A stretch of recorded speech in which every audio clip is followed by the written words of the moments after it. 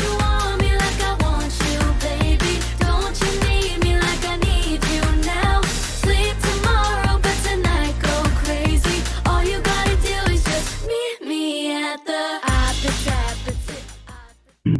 Welcome to East Coast DNA. As usual, I'm your host, Darcy Walsh. And today's guest, we have a returning guest. Thank you for joining us today, Mike. Yeah, thank you for having me. So, for those who are not familiar, Mike Ross is a good old Cape Breton boy who has gone out into the big world and made a little name for himself with a group of performers that's kind of a rotating roster. So many people would know of Mini Pop Kids. So with that little bit of an introduction, I did want to take a little sidestep before we dig into you, Mike, and make a little note for East Coast DNA. Last year, when we had spoken, you were my second interview of the year because I was like in a little bit of a slump. I was slow getting started off for the year. So you were only my second one of 2024. And I just sat down to try to figure out where you fell this year because it's the same amount of calendar time has passed. Yeah, yeah, But this is episode 28 for 2025. So crazy. I'm glad you reached out. Obviously, I got caught up in a flurry of activities, and I'm on my way out of town very shortly with the show. So I did see that you were coming very close to my hometown. I'm here in Pictou County, so you will be bringing the show right into Pictou. We are. But maybe if you want to give some of the new to you people an explanation on what it is you do. Like I said, many people would be aware of Mini Pop Kids as a brand. Hmm. But yeah, if you want to give a little spiel on what you're bringing this year, I do also know that it's a big anniversary year. It's a big anniversary year. It's the 20th album that Mini Pop Kids have released. COVID obviously interfered a little bit with that. I think, if we didn't have COVID, we would have been past the 20 by this point. But, for obvious reasons, we all took a little break. But yeah, Mini Pop Kids has been in Canada for longer than 20 years, but it's the 20th album that we're celebrating. So we've called this tour this year the Celebration Tour for obvious reasons.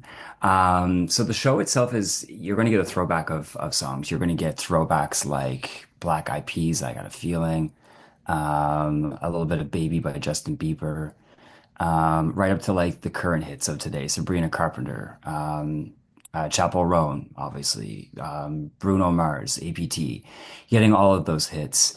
What's exciting about our show is it's a big family friendly event.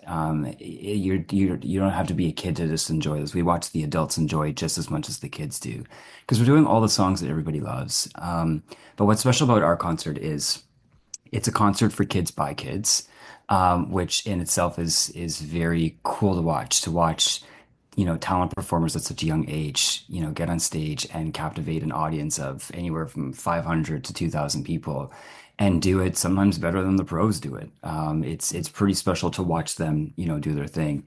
But what's great is we get to give parents and kids, an hour and 40 minutes of no stress, fun. They're allowed to be out of their seats. They're singing, they're dancing. We teach them choreo along with the show. We have them singing with us. We're bringing the moms up on the stage. We're bringing the dads up on the stage. It's more than just a concert where you sit and watch. It's a very interactive concert. If you're the audience member, you're very much involved in the show, and the show is very much about you and your experience watching the show. So it's a really cool, special moment. What we bring, we have so much fun doing it. I mean, again, it's high energy for like an hour and 40 minutes. It's pretty cool. And I know when we talked last year, part of it was when you went into the different regions, you kind of pulled in some local talent as Yeah. well to help support the show. Yeah.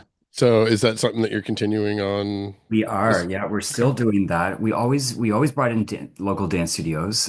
This year in some of our markets, we also have been bringing in choirs as well. It didn't work out so much this year in the East Coast because we're dealing with March break, spring Hmm. break. So it was hard to book a choir where they were going to have enough students to participate. So that unfortunately not happening in this area, but in other areas across Canada, we've had both dance studios and choirs. But in the East Coast, we have dance studios in all of our markets, including Pictou. I gotta, the name is blank at me right now. I gotta look it up. I think it's Morel. Is that the name of it? Yes. Yeah. Yes, yes. So we're very excited to have them. That's a cool moment of the show too. I mean, you've got the energy from the show itself, and then in random numbers in the show, then you have like another 15 to 20, sometimes 30 kids also entering the stage, hand clapping, sometimes doing backflips and cartwheels. So it's just an explosion of energy that hits the stage. So for the audience members, they're surprised by it because, they don't, a lot of people don't know that we've got special guests. So it Hmm. comes out of nowhere for them. But it's really cool for the communities too, because your neighbor or an aunt or an uncle or somebody's probably sitting in the audience going like, oh, I know that person. I know that kid.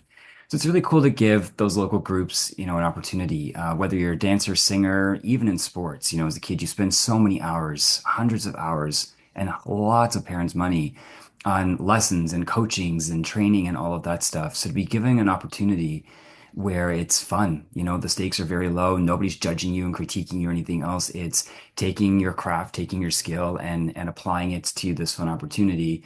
It's cool. We take pride in being able to give local organizations those opportunities. We want to support the arts. We're from the arts, and big believer in arts education and what local studios do in their communities. So it's a small way to show our support and to, like I said, to give local kids an extra opportunity to do something that they might not always get to do. Yeah, those local opportunities is always something that I like to champion when I can. So anytime there's an opportunity to talk to someone like yourself that's actually being inclusive in that way, I like to highlight it. Yeah. But I find just based on the fact that this is targeted more so towards a younger demographic, and that is who's also performing, it is interesting how it can be inspirational for the children that are going as well. I like, as a parent, I am one of those parents that enjoy it just as much as the kids, and I was a little disappointed that I didn't have an excuse to pop out to Pecto, but I'm out of town anyway, so you might run into me when I'm on the road. I might just pop into a show. You never know, Please but do. Please uh, do. I love for that. the children, I'm curious. For anyone, we do have a lot of younger viewers, despite the fact that I don't really censor my episodes. There's a few young musicians out there that they're in their teenage years, so Yep. they may even be a little beyond who you're showcasing on your stages. But I'm curious for the people that you've worked with over the last few years, and we got into it a little bit last year, but we're into a new year. I assume there's some new performers as part of this tour. But as far as people that we were working with, is there anyone that's had any recent highlights that we should note just to kind of Yeah. continue the inspiration? Yeah, I think Johnny Orlando is a big name to note. He was a mini pop kid and obviously has gone on to do great things and releasing music and nominated and winning and doing all the things. So he got his start with mini pop kids. Another former mini pop kid, Glee, she was just in the new Henry Danger movie that came out with Frankie Grande, Ariana Amazing. Grande's brother. So she's like the lead in that. She's the lead star in that movie. We've had other kids go on and do, 13 the musical, which used to be a Broadway musical, that Netflix turned that into a movie. And so one of our former MPKs, Kaylee, was one of the lead characters in that movie. We've had other kids go on and do other like Family Junior YTV shows. We've got one girl, Macy, she's down in LA. She got signed on to a music group. Simon Fuller, who was the same, along with Simon Cowell, they created American Idol. He's got a new group alongside with TikTok, and they formed this new group of artists. There's seven of them, and Macy's one of the lead singers in that group as well. So Cool. the list goes on, but Yeah. we have quite a few kids that go off and pursue this further than just as a hobby as a kid, which is really cool. And that's what our platform kind of is all about. Really, it's yes, we're creating these shows and the experiences, but for the mini pop kids, the artists that are coming through this, it's the beginning stages for them to gain that solid understanding of hard work pays off. Hmm. Commit to something that you like can, the world's your oyster. You can do whatever you want if you choose to do it. Um, and to see them have that experience, you can't teach this stuff in a rehearsal space. You Yeah. teach this in a recording booth. It's that hands-on live experience of feeling that adrenaline rush and dealing with fans and doing VIP meet and greets and the exhaustion of going from an airplane to a hotel and doing a show and interviews. And, there's so much more to it where, you learn at such a young age about it's, you have to be personable and you have to be on all the time. There's a lot of lessons to take away from that. And I do Hmm. think that the platform gave them a lot of tools that they put in their back pocket. And they were a little bit more equipped to go out and deal with it in the real world because it's a tough industry. It's a tough. Yeah. Yeah, there is a lot that goes into it that people don't see, and it kind of to your point, like experience really is the best education in some of those things, especially like the practice of kind of being on your game full tilt. Mhm. And how to cover mistakes and Yeah, how to do a show when you're feeling sick or feeling tired or do you know what I mean? There's so many other things that people don't think about that play into the role of being an artist. And like, yeah. yes, they're just kids and yes, they're just mini pop kids, but they take the show seriously. I mean, Hmm. we're selling tickets, so there's an expectation that the show is going to be good, has to be good. And it is good. It's a great show and they take it very seriously. Again, they're better than some adult professionals I've worked with in the past. So it's pretty cool. It's pretty cool to see them, dive so deep into it and love it so much. And then to take all of these lessons and apply it to everyday life. Just forget being a musician and an artist. There's so much to be taken away that just is just normal, humanity. And yeah, we love watching them grow up. They start at a young age. We Yeah. watch them progress. Eventually, we have to release them into the real world when they're no longer kids. But the time that we have with all of our mini pops has always been so special, past, current, and even with future. We're auditioning currently, and we get to meet some pretty special kids. We've got a pretty good job. We like it.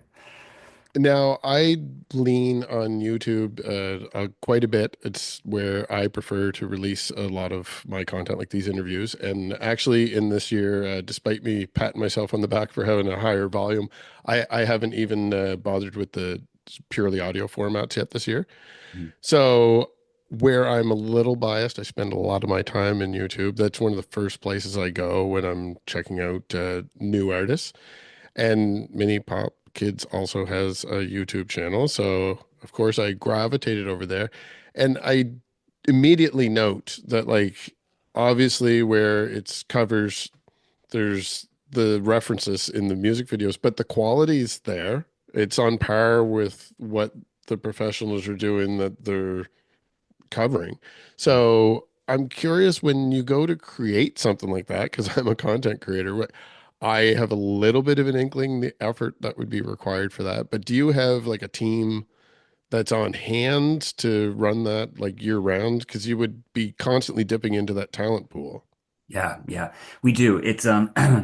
We try to do content days every 5 to 6 weeks, just because there's always things trending, and Hmm. as you get it, the more you can get on top of things as it comes out, the better it is, for you. So we're constantly paying attention. It helps that we're working with kids Hmm. because if there's anybody that knows what's trending, it's the kids. Yeah. So, getting to be with them on the road quite a bit is very helpful because we see what they're watching, we're listening to what they're listening to. We're very engaged in those conversations. So, my tour manager is really good. She wears many hats as we all do, but she is heavily also focused on the social media side as well, just because it is about the kids, and we're trying Hmm. to have the brand, look and feel like a kid's brand and not be so manufactured sometimes. So we're constantly getting their input on what we think works. So with those routine scheduled days that we have to go in and film content, some days we're doing a music video for half a day and then some TikTok videos, things like that. Other days we're going to the studio. It really all depends on what's trending at the time, but it's definitely something that we've had to take a full year and be like, all right, on all of these days we're going to go into some studio and shoot a lot of content to just keep it going. So there's a lot. We've put out a lot. We've got a lot still to go. YouTube has been doing really well for us. I think it works well for our demographic Hmm. because when parents want to, they need to cut the vegetables for 30 minutes at the counter and prepare for dinner, something like that. They can put on the YouTube channel and go through a playlist. And it's a cycle from watching us do TikTok videos to our music videos to anything. There's a lot of content on our YouTube channel. So We're enjoying it. It is a lot of fun. I'm learning a lot. Honestly, I'm not as into TikTok and all those trends today, but I certainly learn a lot from being around these kids all the time. It is interesting to hear what the younger generations are into because it's not always something that like as the generation that's a parent, I'm not necessarily going to see, even if I went online to look to see like what are the kids into.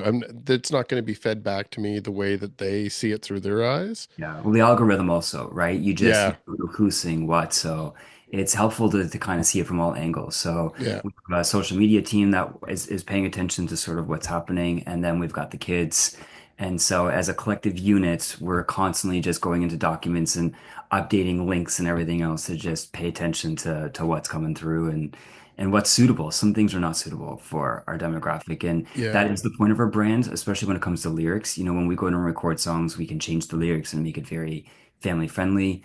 But there's certain trends where, you know, you can change some of the movements, you can change some of the things that you're Hmm. doing, but sometimes it's too much of a change, so then it's not recognizable. So there's certain things that we do have to look at carefully and make a decision whether or not it's, you know, the right thing for our brand and for young kids to be watching. But for the most part, I mean, listen, we don't have any trouble finding content, that's for sure. Yeah. You know, it's just about how we filter it and making sure that it's, you know, suitable. And to that point, like as the parent end of it as well, I did always find that like a brand like this, I know that despite the fact that I don't censor my content, I'm not playing it directly to children either. Yeah, yeah. So with my own children, I would listen to whatever I listened to when I was in the car, but when they were younger, I definitely was a little bit more cognizant of some of the language that maybe was being fed to them. So I would go into collections like yourselves and I would be like, this is safe content and it's stuff that I know that I'm familiar with, like from the radio or from YouTube or whatever I'm getting my music from. It's stuff that I was already familiar with, I could sing along with, and whoever else happens to be in the car would know it too. Yeah. It's easily digestible and family friendly, which is not always the easiest thing to come It's across. getting harder as, you know, Yeah. like 10, 15 years ago, this was never a concern. You know, it was so much easier to pick music and now it's not even about the words, it's just the overall context. Yeah, yeah. It's being said, you know, like at a certain point, there's some songs that we want to do, and we're like, well, now we're just rewriting the song. Now we Yeah. can't do this. Like this is changing so much. So it's unfortunate that, you know, that is what it is, but that is our job, and that is why we do what we do. And we enjoy that there's parents like yourself and you know, preschools and dance schools and kindergartens and all of the you know, adults that are working with young children, a lot of them are making the choices to switch to mini pop kids, just so that they can have sort of that like stress-free worry of, you know, what's going to be the next song that's going to, you know, pop up next. It's a safe zone, and that's why we do what we do. So, because I think little kids, listen, they like the music. I think at a Yeah. certain, you know, they're not paying attention to is it Chapel Roan singing or the mini pop kid singing. They just Right. want to sing Hot to Go. Yeah. So let's let them sing Hot to Go, but we're gonna do it in a free way that nobody has to be concerned, you know. No, it's amazing. Yeah. So I did mention this already, but where it's a new tour, there'd be some new performers. So can you give me a little rundown of what people can expect on this tour when they go to one of these performances? Yeah, so we have three returning MBKs from last year, and then two new MBKs that joined us back in the fall. So they're on tour this year. So we're traveling with five in total. And like I said before, it is a show of throwback tunes, mixed with some, you know, obviously the current hits of today. But it's a very audience engagement, audience participation, inclusive show. We have you up on your feet the whole time. We're encouraging you to take videos and photos. We want to see you dancing. Like as soon as the first song starts, sometimes you have to give the audience permission, you Hmm. know, because in a lot of shows you go to, it's very much like cell phones away. You sit in your seat, you applaud at certain points. That's sort of, you know, the recipe that we've got drilled into our brains. That's not our show. We break Hmm. all those rules. And so by the first number, by the time they're done singing, it's you understand as an audience member what your job is. And your job is to get out on your feet, clap your hands. We want to see you do the dances. We want to see you singing along. And it does help because we find moments in the show to, like I said, we teach the audience some dances as we go along. So you're not just watching the mini pop kids, you're dancing along with us, doing the moves that we're doing, singing the lyrics that we're singing. That's what makes it really fun. And again, it's the parents that I think sometimes enjoy it more Yeah. than kids. It's the parents that are up on their feet first. And it's so cool to see. 80s baby. I had records from the 80s with the mini pops, and that's when they were UK first. So for parents our age, there's a lot of nostalgia for them as well as it is for their kids. So it's really cool to see that 360 moment where, you got moms and daughters coming having like a mom and daughter day. And it's because they both have grown up with this brand of mini pops. That's really cool. That's really something special that you're putting out there and to see people love it. I see sometimes dads coming in and they're there to bring their kids there and they're going to do anything to make the kids happy, but like it's not their cup of tea. That's Hmm. what it is. And you see them leave with the biggest smile on their face at the end of the show. Like their whole idea of what they were coming to has flipped and they leave just completely jazzed and high energy just like everybody else. So it's cool that we get to do that. The world's a scary place today. The news is Hmm. not always so great. And so to just turn that off for an hour and 40 minutes and give parents and kids just a little bit of fun and relaxation, that's what's happening. I'm definitely guilty of being one of those dads myself that like in my younger years following music, I would have went through like a teenage young adulthood era of maybe being a little rock snob, then growing my appreciation for all aspects of music as I worked a little bit around the industry and got Yeah. to know people and opened my ears a little bit more to what was out there. So I definitely, as when I was a young father with young children, and there was shows like this around, I didn't have a great desire to go out and put myself out there until my kids wanted to see it. I'm like, you know what? Like I do want to try this out. And once I actually experience a performance like that, I'm like, oh no, this is fun. Like I did, like it. Yeah. Family friendly doesn't mean children. Yes. It's fun for the whole family. So It is fun for the whole family. And I'm not saying this because, I work with these kids and whatnot, but you're getting real musical performances. You're not just listening to kids singing. Like these kids are good. They sing live, they harmonize live, they're dancing while they're singing, they're playing the keyboard while they're singing, they're playing guitar. There's a lot to it. This is not, it's not bad music. Everything is great. It's polished performances. It's tight. My whole team, we come from a theatrical background. So the way that we build the show and rehearse the show has a lot of influences in terms of that structure. And it's, like I said, it's a very polished show. So I think for the dads, they come thinking like they're coming to listen to kids sing. But again, I say they're better than some adult professionals I've worked with in the yeah. past. And that's what's impressive to the parents that don't know what they've signed up for when they come in. And so for them to see that switch flip and for them to leave and be like, oh wow, this was actually really cool. This Yeah. this was like a really cool concert.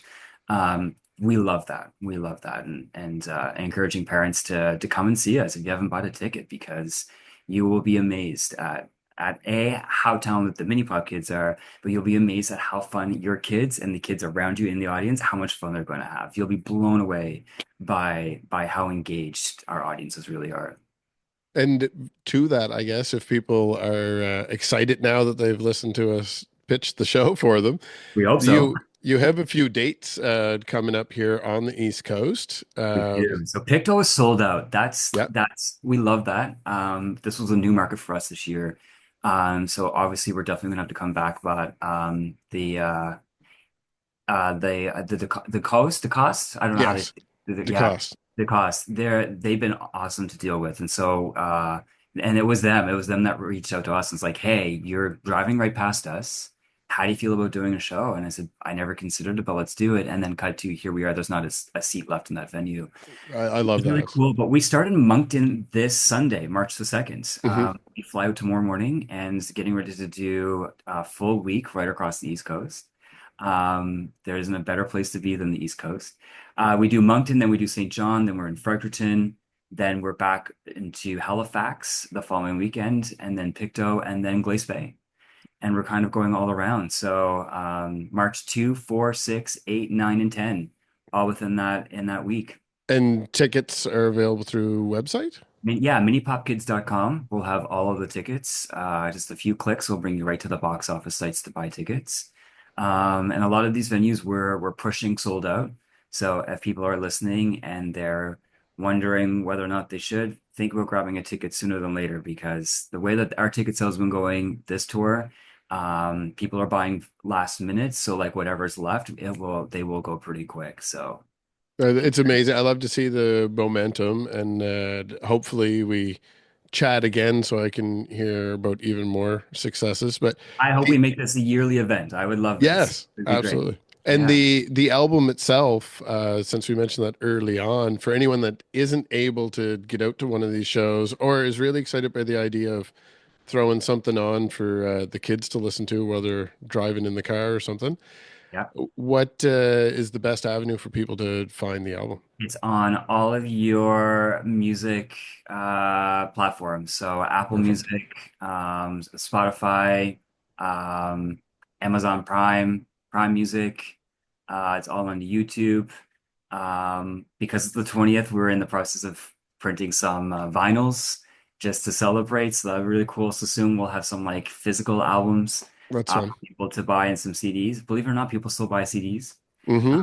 So that's pretty cool. So we'll have some physical copies soon, but in all of your anywhere you get digital music on all of those platforms, you can find Mini Pop Kids 20 and all of our albums, 1 right through 20. Everything's available.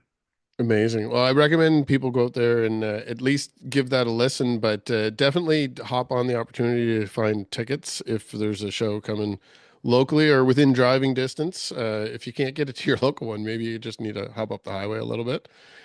But definitely reach out again in the future, Mike. And thanks again for your time. Thank you. I appreciate your enthusiasm and your support for the group. I love when people are excited as we are about what we're doing. So we really appreciate your time. Well, I would also like to extend for any of the performers that have been working with you happen to be checking out their buddy Mike on YouTube.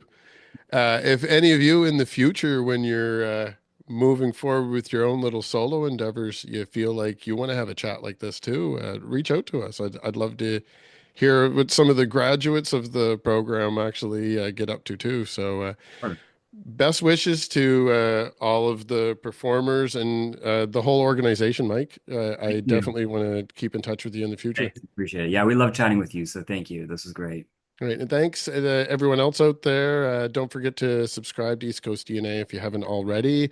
And while you're on YouTube, you might as well pop over and subscribe to Mini Pop Kids as well. All right, thanks again. Well, thank you. 6, 5, 6, 7.